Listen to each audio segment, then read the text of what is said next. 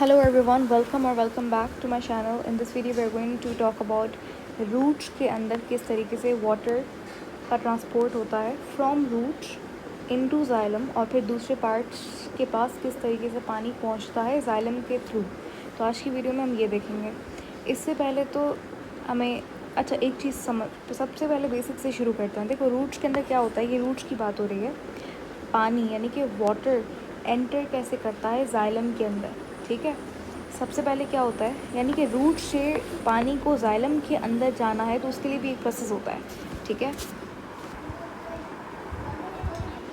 जैसे सबसे पहले हमारे पास वाटर आता कहाँ से, सॉइल से आता है, ठीक है। तो रूट्स के पास एपिडर्मिस टिश्यू होता है, एपिडर्मिस से पानी जाता है कॉर्टेक्स में, कॉर्टेक्स के बाद एंडोडर्मिस के अंदर, एंडोडर्मिस के बाद the pericycle and then xylem tissue के पास। तो हम दोबारा से रिपीट करते हैं, एपिडर्मिस, एपिडर्मिस के बाद कॉर्टेक्स, एपी देखो बाहर होगा, ये बाहर की तरफ होगा, एंडो अंदर की तरफ, तो एपिडर्मिस, कॉर्टेक्स, एंडोडर्मिस, पेरिसाइकल और उसके बाद फाइनली जाइलम के पास। तो अब बात यह है कि एपिडर्मिस से जाइलम तक पानी आने के 3 रास्ते हैं। कौन कौन से? एक है सिम्प्लास्ट पाथवे, एपोप्लास्ट पाथवे और वेस्कुलर पाथवे। सिम्प्लास्ट एपोप्लास्ट हम लोग ऑलरेडी डिस्कस कर चुके हैं, लेकिन उसको भी हम लोग देखेंगे। And then finally vascular pathway. सबसे पहले क्या होता है कि हमारे पास प्लांट प्रेफर करता है एपोप्लास्ट पाथवे को। एपोप्लास्ट पाथवे के अंदर क्या होता है, सिंपल लफ्ज़ों के अंदर, यहाँ पे हम लोग स्पेसिफिकली रूट की बात कर रहे हैं। तो क्या होता है कि अगर तो वाटर के मॉलिक्यूल्स ट्रेवल करते हैं सेल वॉल के थ्रू, नेबरिंग सेल की सेल वॉल के थ्रू, तो उसको कहा जाता है एपोप्लास्ट पाथवे, ठीक है। जैसे क्या हुआ, ये हमारे पास एक सेल है, ये 2 सेल्स है, दोनों की जो सेल वॉल होती है वो इंटरलिंक्ड होती है। तो पानी के जो वाटर मॉलिक्यूल्स हैं वो सेल वॉल के अंदर ट्रैवल कर रहे होते हैं। एपोप्लास्ट पाथवे के अंदर सेल मेम्ब्रेन और साइटोप्लाज्म इन्वॉल्व नहीं होता, ओनली सेल वॉल इन्वॉल्व होती है।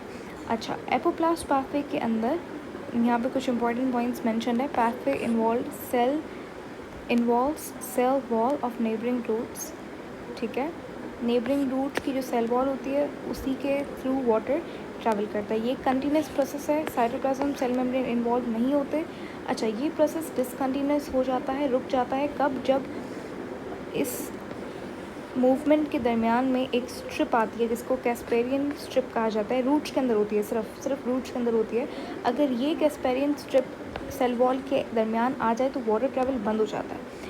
अब ये प्रोसेस अगर बंद हो जाएगा एपोप्लास्ट पाथवे, तो प्लांट के रूट्स के अंदर पानी एपोप्लास्ट के बजाय सिम्प्लास्ट से ट्रैवल करता है। अब सिम्प्लास्ट क्या है, ये भी बड़ा सिंपल है। क्या होता है कि जो 2 सेल्स होते हैं उनके दरमियान में इस तरीके से होल्स होते हैं जिनको प्लाज्मोडेस्माटा कहा जाता है। अगर तो वाटर ट्रैवल करता है थ्रू प्लाज्मोडेस्माटा, जिसके अंदर सेल मेम्ब्रेन भी इन्वॉल्व होती है और साइटोप्लाज्म भी इन्वॉल्व होता है, जिसको कहते हैं सिम्प्लास्ट पाथवे। तो होता क्या है, it's like systematic interlinked protoplast of neighbouring cells, यानी कि 2 सेल्स का साइटोप्लाज्म प्रोटोप्लाज्म आपस में जुड़ा हुआ होता है थ्रू प्लाज्मोडेस्माटा। तो जो वाटर है वो वाटर कह लो या फिर शुगर वगैरह, आयंस वगैरह की बात कर लो, कुछ भी चीज़ प्लाज्मोडेस्माटा के थ्रू ट्रैवल कर सकती है, लेकिन यहाँ पर हम लोग सिर्फ वाटर के बारे में बात कर रहे हैं। तो वाटर ट्रैवल करता है प्लाज्मोडेस्माटा के थ्रू बिटवीन द सेल्स। इसके अंदर साइटोप्लाज्म इन्वॉल्व होता है, इसके अंदर सेल मेम्ब्रेन इन्वॉल्व होती है, ठीक है। Plasma membrane plus plasmodesmata act like a semi permeable membrane, यानी कि जो आपकी प्लाज्मोडेस्माटा होते हैं, जो होल्स होते हैं वो जो साइटोप्लाज्म के दरमियान में होते हैं। और दूसरी बात, आपकी जो प्लाज्मा मेम्ब्रेन है, सेल मेम्ब्रेन, वो दोनों आपस में इस तरीके से काम करते हैं कि एक सेमी परमेबल मेम्ब्रेन, एक पार्शली परमेबल मेम्ब्रेन बन जाती है, जिससे हर चीज़ तो इधर उधर नहीं हो सकती सेल से, लेकिन जो स्पेसिफिक वाटर हो गए, छोटे मोटे आयंस हो गए, वो चीज़ें ट्रैवल कर सकती हैं प्लाज्मोडेस्माटा के थ्रू। अब प्लाज्मोडेस्माटा है क्या? ये छोटे छोटे पोर्स होते हैं जो कि सेल वॉल के अंदर मौजूद होते हैं बिटवीन द नेबरिंग सेल्स। अगर सिम्प्लास्ट पाथवे से भी वाटर ट्रैवल ना कर पाए तो एक हमारे पास लास्ट थर्ड हमारे पास पाथवे है जिसको कहा जाता है वेस्क्यूलर पाथवे। वेस्क्यूलर पाथवे के नाम से पता लग रहा है वैक्यूल की बात हो रही है। वेस्क्यूलर वैक्यूल के लिए इस्तेमाल किया गया है। अगर एक सेल का पानी एक सेल के वैक्यूल से सीधा डायरेक्टली ट्रैवल करे दूसरे के वैक्यूल के अंदर, तो इस पाथवे को क्या कहा जाता है? Vascular pathway. It is a pathway in which water moves from vacuole to vacuole, vacuole से पानी जाता है दूसरे वैक्यूल के पास। इसके अंदर अच्छा सबसे पहले क्या होता है, प्लांट प्रेफर करता है एपोप्लास्ट पाथवे को, वो नहीं होगा तो सिम्प्लास्ट पाथवे को, अगर ये भी नहीं तो फिर वेस्कुलर पाथवे, यानी कि vascular pathway crosses apoplast and symplast pathway. उसके बाद water moves passively down the gradient, का मतलब ये है कि वाटर हमेशा higher concentration to lower concentration जाता है, पैसिवली जाता है। इन सब प्रोसेसेस के अंदर, ये MCQs के हवाले से बड़ा इंपॉर्टेंट पॉइंट है कि इन सब पाथवे के अंदर कोई भी एनर्जी रिक्वायर्ड नहीं होती, आपको कोई ATP यूज़ नहीं करना पड़ रहा for the movement of water या ट्रांसपोर्ट ऑफ वाटर, ठीक है। तो एपिडर्मिस से कॉर्टेक्स, कॉर्टेक्स से एंडोडर्मिस, फिर पेरिसाइकिल एंड देन उसके बाद जाइलम, ठीक है।